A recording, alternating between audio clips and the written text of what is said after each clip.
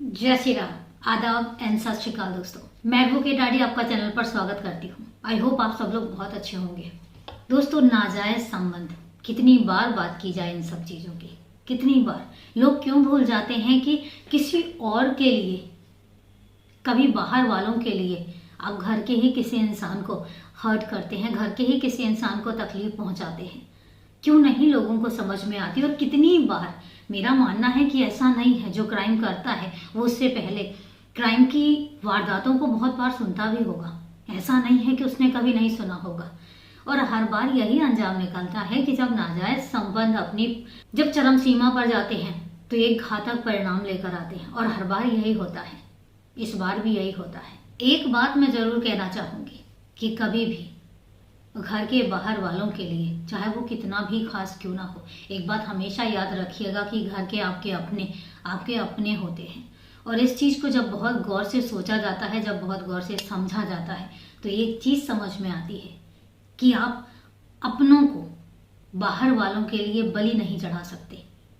लेकिन लोग हैं कि समझने का नाम नहीं लेते। हर दिन एक नई कहानी सामने आती है, हर दिन एक नया किस्सा सामने आता है, और हर दिन एक नई सच्ची वारदात सामने आती है कि बाहर वालों के लिए और अपने चंद दिनों की खुशी के लिए हमेशा बलि जो है वो अपनों की दी जाती है। पता नहीं ऐसा क्यों है, लेकिन ये सच्चाई है। आज की वारदात भी इसी चीज की कहानी जो है कहती है। आज की वारदात भी एक बेगुनाह की मौत पर खड़ी पूरी वारदात है। समय ना लेते हुए दोस्तों चलते हैं वारदात की तरफ। लेकिन वारदात शुरू करूं उससे पहले यही कहना चाहूंगी, अगर आप अपने इस चैनल पर पहली बार वीडियो वॉच कर रहे हैं, अभी तक आपने चैनल को सब्सक्राइब नहीं किया है, तो चैनल को सब्सक्राइब जरूर करें और इसके साथ ही बेल आइकन जरूर प्रेस करें फर्दर नोटिफिकेशन के लिए। और इसके साथ ही वारदात के बारे में आपकी कोई भी राय है तो कमेंट करके जरूर बताएं। तो चलो दोस्तों शुरू करते हैं आज की वारदात। आज की वारदात है 2024 की। जनवरी महीना चल रहा है, अभी 2024 जस्ट शुरू ही हुआ है, लेकिन ये दूसरी वारदात है जो 2024 की मैं सुना रही हूँ। 19 जनवरी 2024 को गोवा बहुत ही सुंदर शहर है, बहुत ही सुंदर स्टेट है। इवन उसको बीचेस का शहर कहा जाता है, क्योंकि सच में वहां पे हर जगह, चूंकि समुद्र के किनारे है तो हर जगह बीचेस हैं। सैलानियों के लिए, टूरिस्ट के लिए तो ये मतलब एक ब्यूटीफुल जगह है। जब कभी आपको समुद्र का किनारा देखना हो, जब कभी आपको समुद्र के किनारे की जो रेत है उस पर चलना हो, जब कभी समुद्र की लहरों का आता जाता, समुद्र की लहरें आते जाते देखना हो, तो कहीं मत जाइए, गोवा चले जाइए। मुंबई भी है, बहुत सारी जगह हैं, लेकिन शोर शराबे से दूर एक शांति वाली जगह पे अगर जाना है तो गोवा स्टेट सबसे बेस्ट है। इसी गोवा स्टेट में 19 जनवरी 2024 को, चूंकि है क्या कि गोवा में जो भी बीचेस हैं, बीचेस के किनारे किनारे जितने भी हाउसेस हैं, जितने भी अपार्टमेंट्स हैं, उसमें लोगों ने क्या किया हुआ है कि अपने रहने के लिए तो पोर्शन बनाया हुआ है, लेकिन साथ ही साथ जो टूरिस्ट आते हैं, जो वहाँ रहने के लिए और जो वहाँ 1-2 दिन रुकने के लिए आते हैं, उनके लिए भी पोर्शन बना के रखा हुआ होता है। इसलिए क्योंकि उससे इनकम बहुत अच्छी होती है और सोर्स ऑफ इनकम वहाँ का बहुत सही है, बहुत ही अच्छा है, क्योंकि टूरिस्ट वहाँ पर बहुत हैं। तो टूरिस्ट के रुकने के लिए लोगों ने अपने अपने अपार्टमेंट्स में भी प्लेसेस बनाए हुए हैं जहाँ पर वो रुक सकते हैं, जहाँ पर वो बीचेस का नज़ारा ले सकते हैं। ऐसा ही साउथ गोवा में एक एरिया है काबोडी रामा, और काबोडी रामा में ही एक बीच है राजबाग बीच। राजबाग बीच में 19 जनवरी को उसके जो साइड में अपार्टमेंट्स हैं वहां से एक कपल कैमरे से बीचेस की जो लहरों को कैप्चर कर रहा था अपने मोबाइल के कैमरे में। लेकिन उसके साथ ही एक चीज कैद होती है, एक चीज वो बहुत गौर से देखते हैं। चूंकि है क्या, राजबाग जो बीच है, राजबाग बीच जो है वो लहरें हैं, और लहरों की जब साइड में कुछ चट्टाने हैं और लोग उस चट्टानों की तरफ कम जाते हैं। उसका रीजन ये है, जो लहरें हैं वो चट्टानों के साइड में कम आती हैं, तो लोग चूंकि लहरों का नजारा देखने के लिए आते हैं, तो उस साइड जब लहरें कम होती हैं तो वहां पर बहुत कम लोग जाते हैं। लेकिन उसी टाइम पर, जिस टाइम पर वो कैमरे में वीडियो कैप्चर हो रहा था, उसी टाइम पर एक कपल, एक मेल और एक फीमेल, उन चट्टानों के पास जाते हैं। अब चूंकि नॉर्मल सी बात थी, चट्टानों के पास जाते हैं और इसके बाद थोड़ी देर में फिर उसी कैमरे में एक चीज सामने आती है कि उसमें से जो मेल है वो बाहर की तरफ निकलता हुआ दिखता है, लेकिन फीमेल उसके साथ नहीं दिखती। अब ये भी नॉर्मल सी चीज़ थी। उसके बाद थोड़ी देर बाद वो यहाँ से वहाँ जो मेल है वो टहलता रहता है, उसके बाद फिर वापस उस जगह पर जाता हुआ दिखता है, और थोड़ी देर बाद फिर वो वहाँ से वापस आते हुए दिखता है। अब ये चीज़ जब 2 बार हो चुकी थी तो थोड़ा सा कहीं ना कहीं जो कैमरे में इस वीडियो को कैद कर रहा था उसके लिए थोड़ा सा अब सस्पिशियस था। इसके बाद थोड़ी ही देर में वही मेल उसी चट्टानों की तरफ दौड़ता हुआ दिखता है, और उसके साथ ही जो कैप्चर करा था उसने एक चीज और देखी कि उसके पीछे एक महिला भी दौड़ रही है, और साथ ही वो कुछ चीख भी रहा है जो कि क्लियर नहीं था। वो चीख रहा है, साथ में पीछे जो है पीछे एक महिला भी उसकी तरफ दौड़ रही है। अब ये सारी चीजें जब होती हैं तो उसके बाद फिर एक चीज सामने आती है कि वो जो मेल है वो चट्टानों के पीछे से एक फीमेल को घसीटता हुआ बाहर लेकर आता है। अब जब ये चीज होती है तो फिर आसपास के लोग इकट्ठे हो जाते हैं। आसपास के लोग इकट्ठे होते हैं और उसके बाद पुलिस को फोन किया जाता है। जब पुलिस को फोन किया जाता है, पुलिस मौका वारदात पर आती है, और जो लेडी जिसको वो घसीटता हुआ आ रहा था उसको जब चेक किया जाता है तो उसकी मौत हो चुकी थी। उस लेडी को पोस्टमार्टम के लिए भेज दिया जाता है। अब पुलिस जो है, पुलिस अब आगे इन्वेस्टिगेट करती है। वो जब उस इंसान से पूछती है तो वो कहता है कि मेरा नाम गौरव कटियार है और मैं गोवा के ही, साउथ गोवा के ही एक 5 स्टार होटल है, होटल मैरियट इंटरनेशनल, और उसमें मैं एज अ मैनेजर वहाँ पे जॉब करता हूँ, और जो जिसकी मौत हुई है वो मेरी वाइफ है, दीक्षा गंगवार। अब वो जो गौरव कटियार है, गौरव कटियार जो है वो लगातार रोए जा रहा था। अब इसके बाद पुलिस जो है, पुलिस इसको सांत्वना देती है, लेकिन वहीं पर इतना ही होना था कि पुलिस के हाथ वो वीडियो लग जाता है, और वो वीडियो कोई और नहीं देता, वो वीडियो देती है वो लेडी जो कैमरे से वीडियो बना रही थी। वो आके पुलिस को वो वीडियो देती है। जैसे ही वो वीडियो देखा जाता है तो एकदम से पिक्चर पूरी क्लियर हो जाती है। अब जहां पर पुलिस उस गौरव कटियार को सांत्वना दे रही थी, वहीं पर ही पुलिस गौरव कटियार को गिरफ्तार कर लेती है। उसी बीच में सब कुछ उसी बीच में हो रहा है, इसके अलावा और कहीं का कोई सीन नहीं है। बीच में ही उसको गिरफ्तार कर लिया जाता है। गिरफ्तार करके पुलिस थाने लेकर आया जाता है, और जब पुलिस थाने लेकर आया जाता है फिर उसको बिठाया जाता है, और बिठाए जाने के बाद फिर उससे पूरी कहानी पूछी जाती है कि अब तुम बताओ। शुरू में तो वो यही कहता है कि मैंने अपनी पत्नी को नहीं मारा है, मेरी पत्नी की जो है वो लहरों के बीच में दम घुटने से मौत हो गई है। मैं तो जब लौट कर आया तो देखा कि मेरी पत्नी मरी पड़ी है। लेकिन जिस तरीके से वीडियो था, जिस तरीके से वीडियो में एक एक चीज कैप्चर हुई थी, उस तरीके से पुलिस को लग ही नहीं रहा था कि गौरव कटियार सच कह रहा है। और गौरव कटियार के एक्सप्रेशन भी ये बता रहे थे कि गौरव कटियार बहुत कुछ छुपा रहा है। अब पुलिस जो है, पुलिस अपनी सख्ती पर आती है। इधर पोस्टमार्टम की रिपोर्ट आ चुकी होती है। पोस्टमार्टम की रिपोर्ट में यही था कि जो दीक्षा गंगवार की मौत हुई है वो पानी में डूबने के कारण हुई है। पानी में डूबने के कारण, दम घुटने के कारण उसकी मौत हो गई।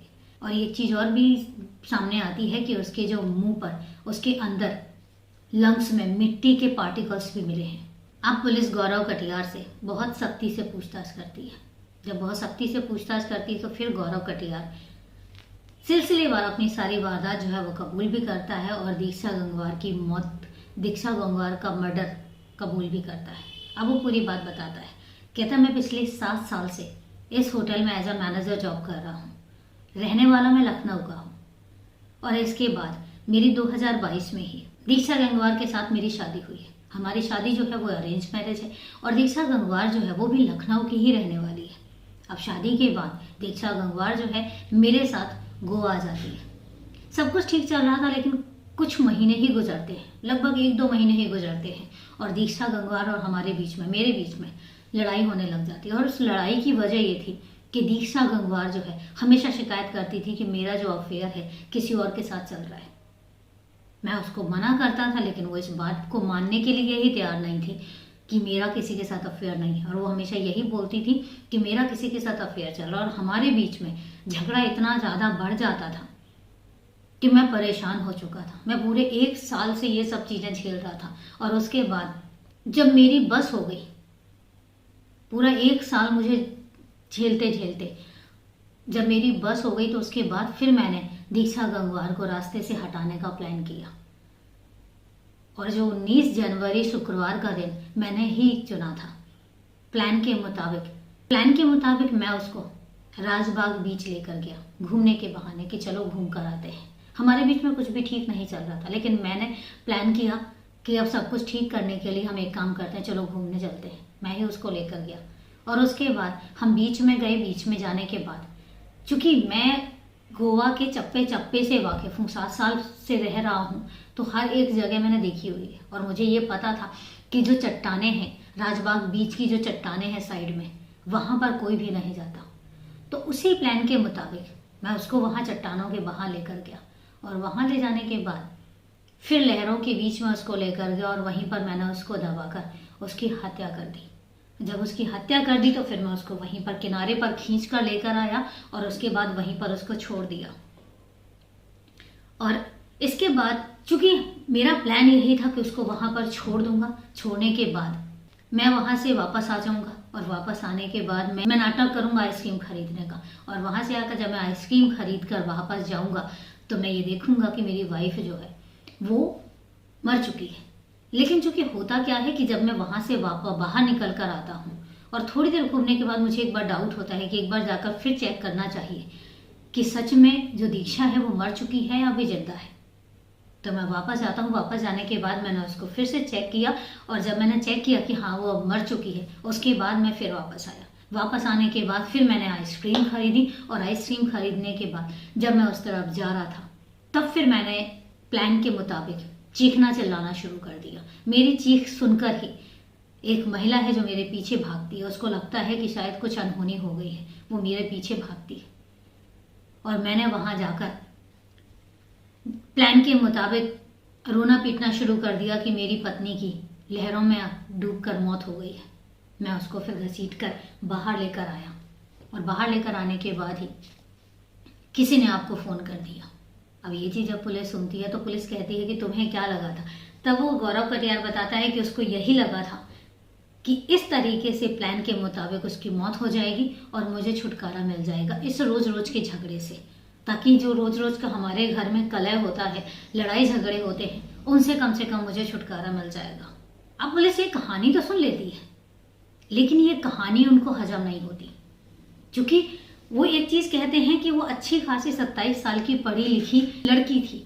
अगर तुम्हें उसके साथ रिश्ता नहीं रखना था, अगर तुम्हारे लड़ाई झगड़े हो रहे थे, अगर तुम्हारा कोई अफेयर नहीं था, तो तुम उसको छोड़ सकते थे, लेकिन तुमने उसको छोड़ा क्यों नहीं? तो कहता है चूंकि अरेंज मैरिज थी, घर वालों का एक प्रेशर था, मैंने डिस्कस भी किया था, लेकिन घर वाले मान ही नहीं रहे थे और मैं बहुत परेशान हो चुका था। अब पुलिस को ये कहानी जो है कहानी हजम नहीं होती। अब पुलिस गौरव कटियार का नंबर जो फोन जो है उसके पुलिस के पास होता है। अब पुलिस डिसाइड करती है फोन खंगालने का। यहां से कहानी पलटती है। फोन को खंगाला जाता है। फोन में व्हाट्सएप में कुछ मैसेजेस मिलते हैं। मैसेजेस सामने सामने बता रहे थे कि ये जो मैसेजेस हैं ये किसी लड़की के हैं। उसके बाद पुलिस एक चीज और देखती है कि जिस समय पर गौरव कटियार उस बीच में था, उस समय पर कई बार एक नंबर से, जिस नंबर से व्हाट्सएप चैटिंग हो रही थी, उसी नंबर से गौरव कटियार को बहुत बार कॉल आई और बहुत बार गौरव कटियार के उस नंबर पर बात भी हुई। जब पुलिस ने उस नंबर को खंगाला और नंबर चेक किया तो पता चला कि वो नंबर जो है वो चेन्नई का है। अब पुलिस इसकी इन्वेस्टिगेशन में लगी हुई है कि जो चेन्नई वाला नंबर पता चला है, उसकी लोकेशन चेन्नई पता लगी है, तो आखिर ये चेन्नई वाला नंबर है किसका? अब पुलिस जो है पुलिस इसकी इन्वेस्टिगेशन में लगी हुई है और गौरव कटियार को जो है वो अरेस्ट कर लिया गया है। अभी फिलहाल गौरव कटियार जो है वो पुलिस रिमांड में है। अब इसके बाद देखते हैं, चार्जशीट फाइल होती है और उसके बाद गौरव कटियार के लिए केस जो है वो कोर्ट में जाएगा और उसके बाद क्या पनिशमेंट मिलती है और क्या डिसीजन जाता है कोर्ट का, ये तो देखने वाली बात है। लेकिन हाँ, इतना जरूर है कि अभी फिलहाल पुलिस के हाथ भी बहुत सारी चीजें जो है वो लगी नहीं है। जैसे कि नंबर पुलिस वालों के पास है, पुलिस के पास नंबर है जिस नंबर से गौरव कटियार की बात हो रही थी। ये भी पता चलता है कि वो एक फीमेल का है। ये भी पता चलता है कि वो जो नंबर है वो चेन्नई का है। इतना तो पता चला है, लेकिन आगे इसमें इन्वेस्टिगेशन चल रही है कि आखिर वो नंबर किस लड़की का है। उसका इस मर्डर में और गौरव कटियार के साथ क्या रिश्ता है।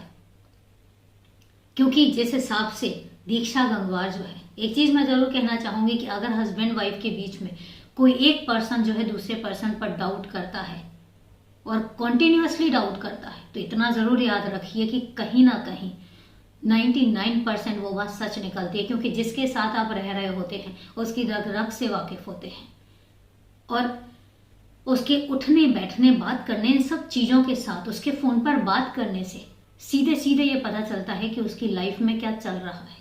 तो कहीं ना कहीं पुलिस को भी ये शक है कि जो ये मर्डर हुआ है ये एक्स्ट्रा मैरिटल अफेयर की वजह से ही हुआ है। आगे देखा जाएगा, आगे पता चलेगा कि आखिर पुलिस के हाथ क्या क्या सबूत लगते हैं। तो आगे जैसे ही कुछ अपडेट आते रहेंगे आप लोगों तक वो अपडेट्स पहुंचते रहेंगे, आप लोगों को बताए जाएंगे। ये अभी तक की कहानी है, किस तरीके से एक परफेक्ट प्लान, इवन गौरव कटियार ने परफेक्ट प्लान बनाया था और परफेक्ट प्लान बन भी जाता, लेकिन सिर्फ एक कैमरा, सिर्फ एक मोबाइल कैमरा पूरे कत्ल की गुत्थी को सुलझा के रख दिया। और इस तरीके से गौरव कटियार सलाखों के पीछे चले गए। 5 स्टार होटल का मैनेजर, सोचिए उसकी क्या पोस्ट है, सोचिए उसकी क्या रेपुटेशन है, लेकिन उसके बावजूद भी सिर्फ अपने लालच के चक्कर में वो आज की डेट में कातिल बनकर बैठा हुआ है। तो यह है दोस्तों पूरी वारदात। अब वारदात के बारे में आपकी क्या राय है कमेंट करके जरूर बताइएगा। तो चलिए दोस्तों, मिलते हैं फिर कल एक नई वारदात में। तब तक के लिए नमस्कार, जय हिंद।